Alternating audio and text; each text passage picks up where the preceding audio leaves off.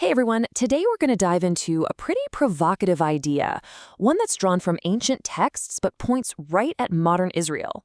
It's called the 70-year test, and it basically reframes history as this critical test against a ticking clock. So let's get right into it. So let's just start with the big, startling question at the heart of all this. What if the existence of the state for over 70 years isn't some final achievement, but more like a probationary period? A conditional opportunity that actually has a deadline.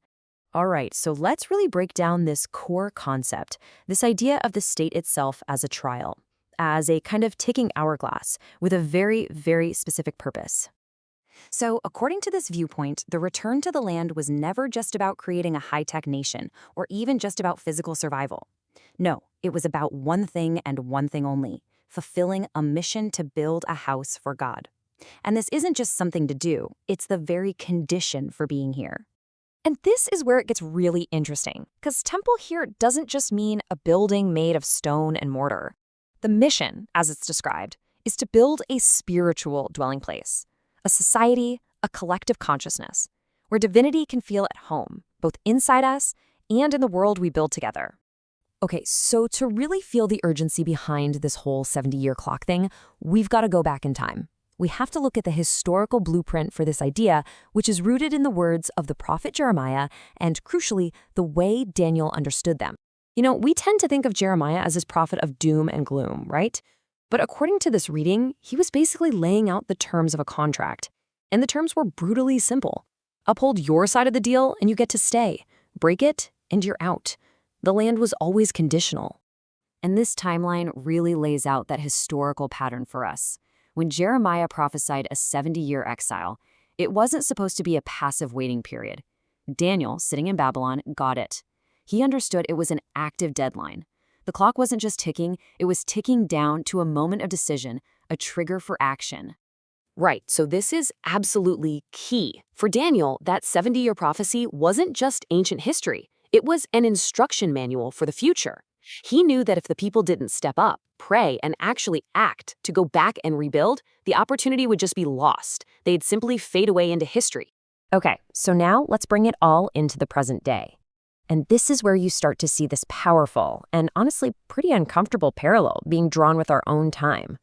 A big part of this argument rests on this classic idea of a generational cycle.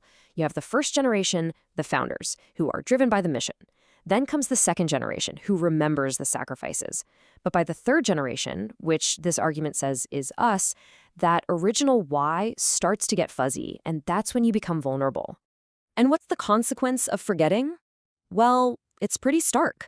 The source material basically argues that the biggest existential threat isn't coming from outside enemies, but from a kind of internal amnesia. When you forget the reason you're here in the first place, the whole project becomes hollow and risks just disappearing. Not with a bang, but like smoke. And this is where the argument really ramps up, drawing these direct lines from the internal problems that led to destruction in the past to the challenges we see in society today. So look at this comparison. It's meant to make those ancient warnings feel, well, super current.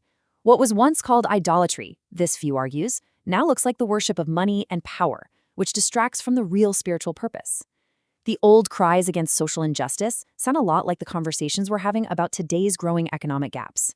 And the baseless hatred that took down the Second Temple, you can see its reflection in the deep political and social divisions that threaten to tear us apart today. So the takeaway here is a really stark warning. The biggest danger isn't at the borders, but in the heart of the nation itself. The foundation is being eaten away by disunity, by a loss of shared purpose, by a kind of spiritual emptiness. The house, this view contends, is rotting from the inside out. But look, this whole idea isn't about saying we're all doomed. Far from it. This is where everything pivots from a dark warning to an empowering call to action. A call for a radical change in how we think and what we do. And that's the essential question, right? If the diagnosis is this serious, what on earth is the prescription? So now the focus shifts completely from the problem to the solution. First up, let's talk about what not to do, because the message here is pretty clear. Passivity is the enemy. Sitting around and waiting for some miracle to happen, not an option. Making excuses that the timing isn't perfect, nope. Pushing the responsibility onto someone else, that's seen as a total failure to answer the call. So what's the path forward? Well, it's not some complex 10-point political plan.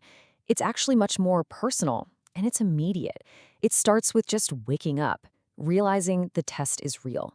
Then it's about reigniting that desire to actually fulfill the mission.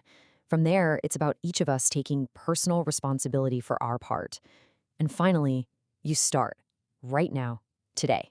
And that leaves us with this final, really powerful question that goes way beyond historical analysis and becomes a direct personal challenge.